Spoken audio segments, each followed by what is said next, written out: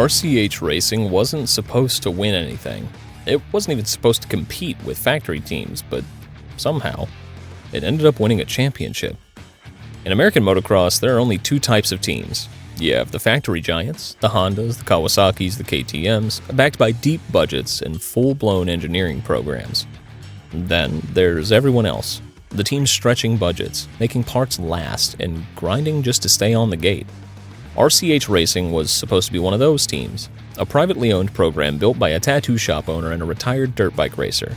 No corporate boardroom, no overseas factory calling the shots. Just two guys, a plan, and a motorcycle most people had already written off.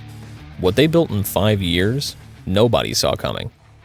To understand what RCH Racing was, you have to understand who built it and what those two people brought to the table separately before they ever joined forces. Carey Hart came from freestyle motocross. In the early days of FMX, when riders were throwing themselves off ramps and inventing tricks nobody had ever named yet, Hart was one of the people building that culture from scratch. He earned the first annual RAD Lifetime Achievement Award for his foundational contributions to the sport. That matters because Hart was never just a rider. He understood the lifestyle surrounding motocross just as well as the sport itself, and that instinct would become enormously valuable later on. By the time he formed RCH, Hart had already franchised the Hart and Huntington Tattoo Company across several cities, with locations inside the Hard Rock Hotel in Las Vegas and outlets in Honolulu, Niagara Falls, and at Universal City Walk in Orlando. He had been in nationwide advertising campaigns for Ford, Dunkin' Donuts, Fox Racing, DVS, and Mountain Dew. He'd appeared on the covers of Paper Magazine and Rolling Stone and essentially every motocross and tattoo publication worth mentioning. His very public marriage to Pink kept him in mainstream celebrity coverage well outside the dirt bike world. Hart was not a racing guy who accidentally stumbled into branding. He was a businessman who happened to love racing. I was completely off my bike for about a year and a half to 2 years. So as I started riding again, through that couple-year window, I was really focused on Hart Huntington Tattoo, but more specifically Hart Huntington Clothing. We were doing the TV show, all that kind of stuff. And the business for me of Hart Huntington really caught fire in those couple of years that I was sidelined from riding. That distinction matters enormously for what came later. Ricky Carmichael was a different story entirely. 15 AMA championships, 150 career wins, 7 Premier Class motocross titles, 5 Supercross titles, 3 Motocross of Nations wins with Team USA. He's called the GOAT in this sport without any serious debate, and the record justifies that completely.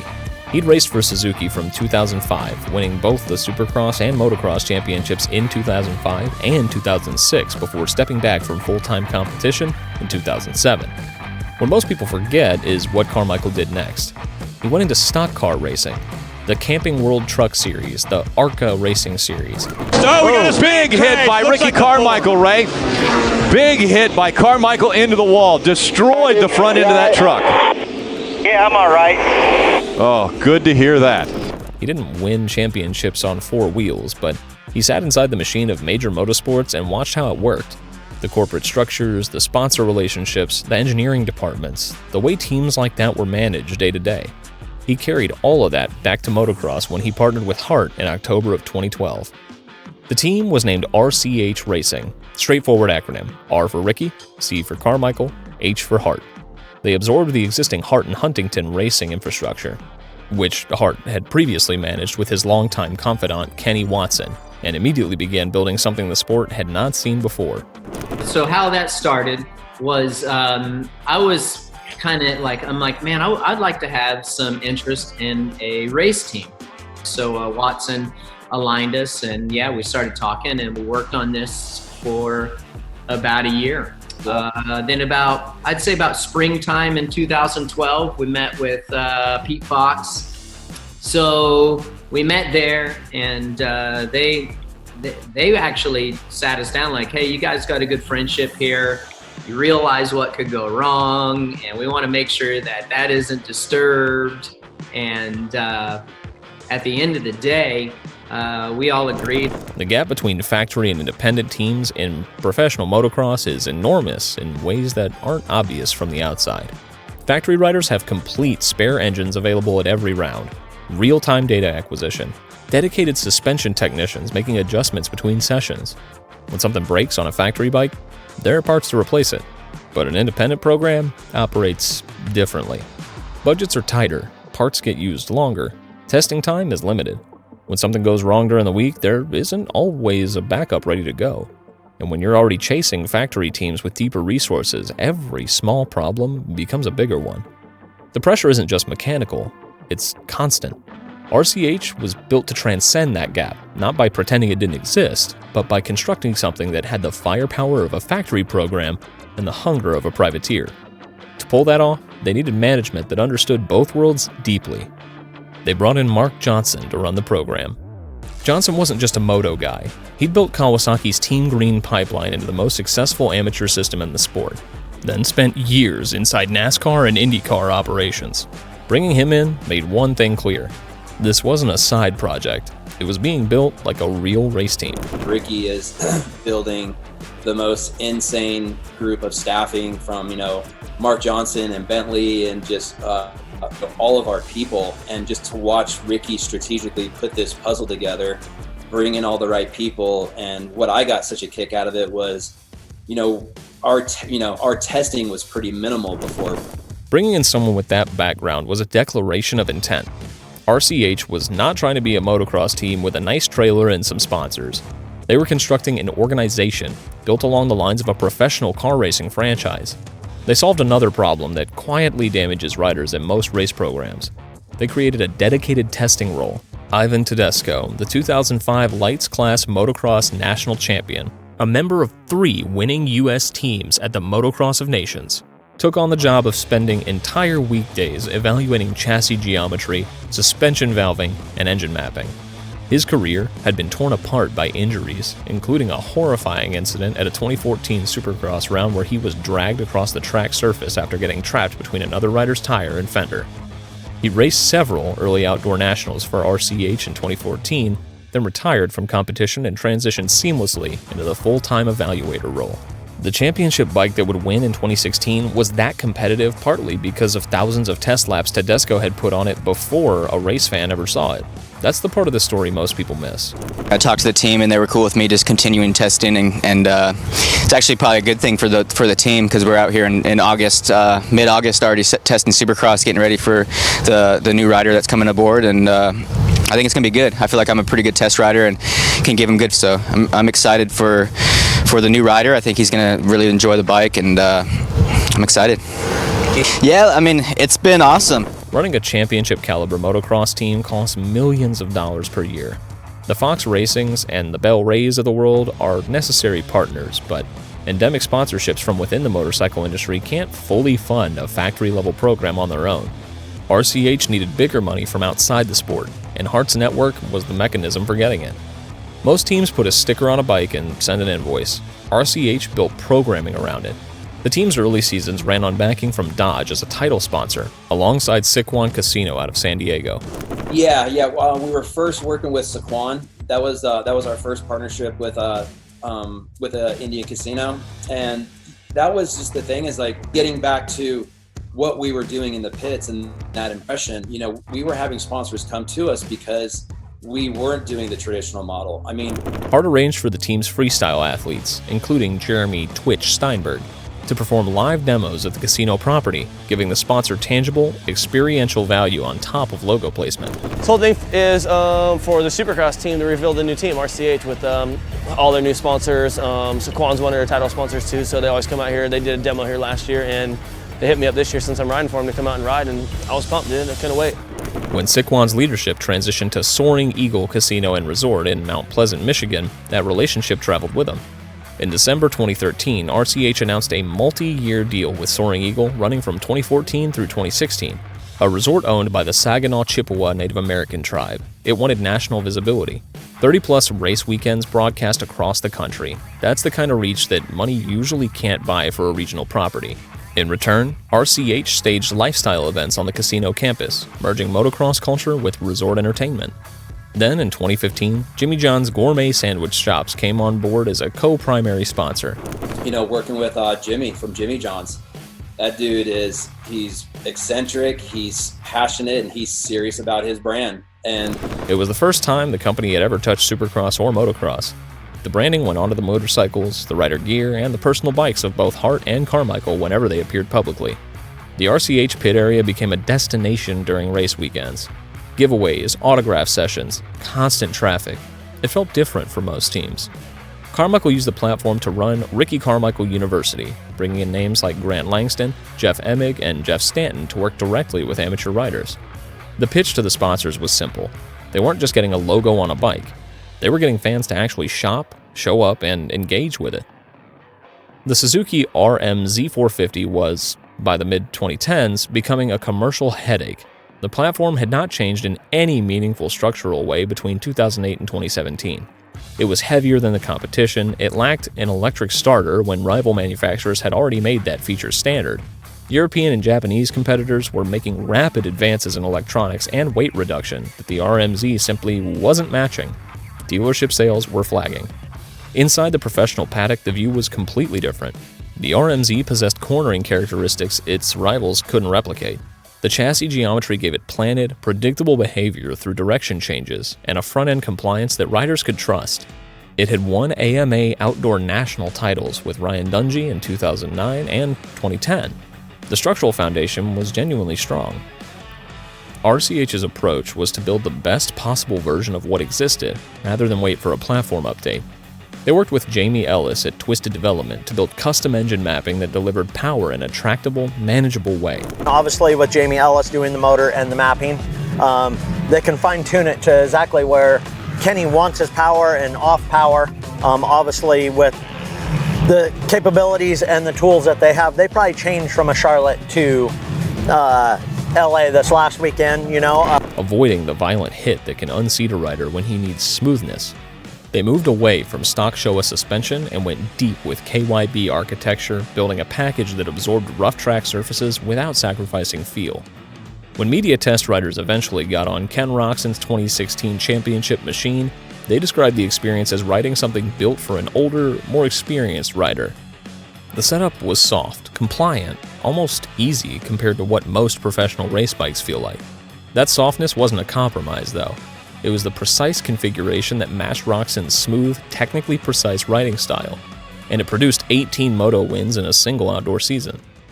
RCH made its competitive debut on January 5, 2013 at Angel Stadium in Anaheim, California.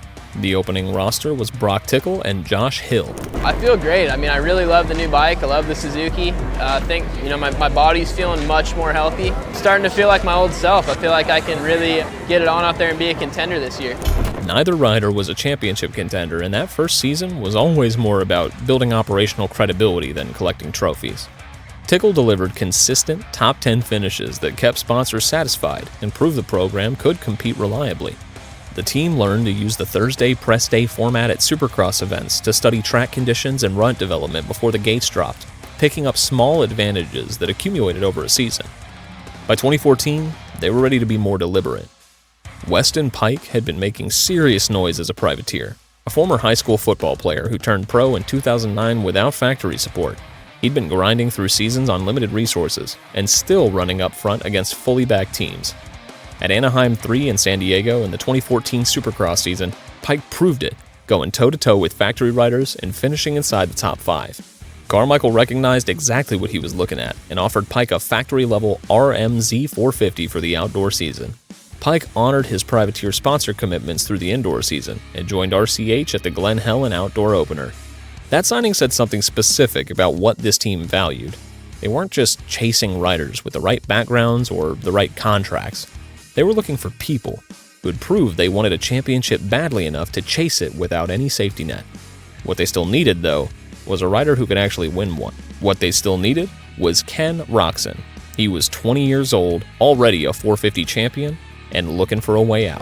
Hey, I'm Ken Roczen. I'm glad to be back with the Suzuki team. Super amped on the new bike. Coming back to Suzuki is a super good feeling. I have a lot of good experience in the previous years. I've always loved my bike and my team, and now coming back to the RCH Suzuki team is... Roczen had won the 2014 Pro Motocross 450 Championship with KTM in his rookie season, defeating Ryan Dungey. He was talented in a way that made experienced riders uncomfortable, and he was dissatisfied. He'd won the title in a battle with Dungey, but spent the entire season fighting his motorcycle's handling rather than focusing on racing. He wanted to win championships without spending every press day talking about his bike. Beyond the motorcycle, Roczen was navigating a larger personal change. His father had been a constant presence through his entire development, living and training with him around the clock. He'd been working with Alden Baker, the trainer whose methods had produced champion after champion through a demanding, highly structured program. Roczen wanted out of both arrangements.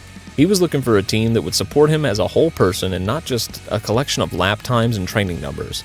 RCH offered something that matched. Carmichael's technical knowledge and competitive mentorship without the suffocating closeness of a family dynamic. Hart's culture-forward approach to team management, rooted in an entertainment background that understood human beings perform better when they're not miserable. And a Suzuki platform that, for all its commercial struggles, was being built into a machine that would respond to exactly how Roczen rode. Roczen signed ahead of 2015. The first year was productive, but disrupted by injuries. He hurt his ankle at Atlanta early in Supercross and damaged it further in Daytona practice. Rather than force him through a compromised indoor season, RCH pulled him to recover fully and protect the outdoor campaign. It was the kind of long-view decision that most teams are too anxious to make, and it paid off. The 2016 season was the payoff. Roczen won multiple Supercross rounds indoors, including a commanding performance in front of a capacity crowd at the Rogers Center in Toronto. The outdoor campaign was something else entirely. He won 18 individual motos across the season. The field could see it early. Once he got to the front, the pace was set, and nobody could match it. He wasn't just winning. Most races were decided in the first few laps. The championship arrived at Budds Creek National in Maryland. Roczen grabbed the whole shot in the opening moto and built a lead of over 13 seconds. In the second moto, he moved to the front within a handful of corners and won by more than 20. Title clinched, round to spare. Carey, Hart, and Ricky Carmichael had just won the most prestigious title in American motocross as independent team owners. Roczen said afterwards, "I didn't quit on them, and they didn't quit on me. We communicated so well, and it was so much fun." For about a week, it felt like the start of something permanent. Moto win, fantastic. Ken Roczen on the verge of wrapping up another title. Another moto win for Ken Roczen. Ken Roczen, the AMA 450 national champion. Then, Roczen left. One title, 2 years on the bike, gone to Honda before the ink on the trophy was dry. His reasons were his own, and what came after his departure, the arm injuries, the long recovery, the return to Suzuki on a different team, is its own complicated saga. For RCH, losing the defending champion created a structural hole they needed to address quickly. Suzuki's answer was a merger. One entity, one effort. Yoshimura absorbed, James Stewart's former program gone. The combined machine went racing as RCH Yoshimura Suzuki Factory Racing. Brock Tickle remained in his steady role. Justin Bogle, the 2014 Eastern Regional 250 Supercross champion who had come over from Geico Honda, joined to ride the number 19 machine. The 2017 season had a defining moment. It arrived at Budds Creek, the exact venue where Roczen had clinched the championship 12 months earlier. Justin Bogle went 1-3 on the day, taking the overall in the Yoshimura-powered RMZ 450. A win at Budds Creek, on the same motorcycle everybody had been dismissing for years. On the same track, this team had already written its best chapter. In July 2017, Suzuki and RCH announced they were parting ways at the close of the season. Carmichael's public statement was diplomatic. "Plans evolve," he said. "Tough business decisions must be made." Carey Hart was considerably more direct. He laid out the full accounting in an interview with Jason Wygant on the Exhaust Pod podcast, and every word of it is worth hearing. The primary problem was television, and it wasn't a solvable one within the existing structure of the sport. All the casino partnerships, the Jimmy John's deal, the Dodge agreement, years spent building a real presence at the track and turning the pit into something fans actually stopped for. And when the race broadcast was on, the sponsors weren't visible.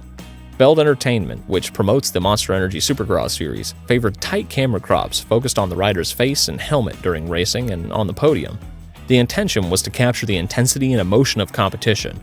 The result was that the motorcycles, where the title sponsor's branding lived, were consistently cut out of the frame. Jimmy John's had concerns. Hart couldn't argue against those concerns because they were accurate. He pushed for the series to adopt a NASCAR-style on-screen ticker that would continuously display the riders' standings alongside their team and sponsor names. That change never came. Hey, call me. I mean, this was every single weekend. Hey, call me. And a night that Ken probably won the race, I thinking, all right, cool, gonna call Jimmy, wrap down. And I call him, like, dude, where's my logo? I'm like, well, what are you talking about? Ken won last night. Yeah. No, I know that, but dude, where's my logo at? Like, I saw him on the podium and his head's, it's cropped in, tight on his face. I don't see my logo. And like, that was the temperament. And there was a lot of juggling with that with a lot of different sponsors. Without it, the financial case for persuading major non-endemic companies to invest millions of dollars in a relatively niche motorsport couldn't be sustained across multiple contract cycles. The second issue was structural. RCH had been built around two specific human beings who also happened to own the organization. Sponsors weren't just purchasing access to a race program. They were purchasing the cultural credibility of Carey, Hart, and the competitive legacy of Ricky Carmichael. Stepping back into an executive role and delegating daily operations would have stripped the program of the very thing that made it worth sponsoring. So Hart and Carmichael stayed embedded, which meant neither of them ever got a break. The third factor was straightforward exhaustion. Between the 17-round Supercross calendar and the 12-round outdoor pro motocross schedule, Hart was logging dozens of additional travel days each year for commercial shoots, marketing appearances, and brand summits for partners like Chrysler and Jimmy John's. He had started a family, other business interests that needed active management. Being the irreplaceable face of a race team, a present father, and a working business owner just didn't fit together anymore. Me and Ricky were RCH, and sponsors still wanted us at events, and Ricky's got 2 kids. I now have 2 kids. I had a kid at that time. When I started the team, I was single and in my early 30s, and trying to commit to going to 16 Supercrosses and another 5 to 6 sponsor obligations in the off season, and then trying to still maintain my own career because my bread and butter is paid through my motocross sponsors, Carmichael had simultaneously built a full second career as a color analyst for the Supercross television broadcast. He was running Camp Carmichael training events, making international appearances, lending his name to programs that needed it. The version of Ricky Carmichael that RCH needed was the same version the rest of the industry was competing to have for other things. The founders had simply run out of the capacity to carry it any further. They took a bike everyone said was finished, built the best possible version of what it was, and won a championship with it. That is RCH Racing in one sentence. They brought brands like Jimmy John's and Soaring Eagle Casino into a sport those companies had never taken seriously. They built their own testing program around Ivan Tedesco instead of waiting for factory updates. And they gave riders like Weston Pike and Ken Roczen something most teams couldn't, a setup and environment that actually worked for them. This wasn't a team that fell apart. They didn't run out of talent. They didn't get outworked. They won when it mattered. Roczen clinched the title with a round to spare. Bogle delivered a win at Budds Creek in the final season. The racing side worked. What didn't work was everything around it. A broadcast that rarely showed the bike, sponsors that couldn't see themselves on screen, and a team built so tightly around its founders that stepping back was never really an option. 5 years, 1 championship, and proof that even when you get everything right on the track, that still might not be enough. So, did RCH fail, or did the sport fail them? Thanks for watching, and stay wicked.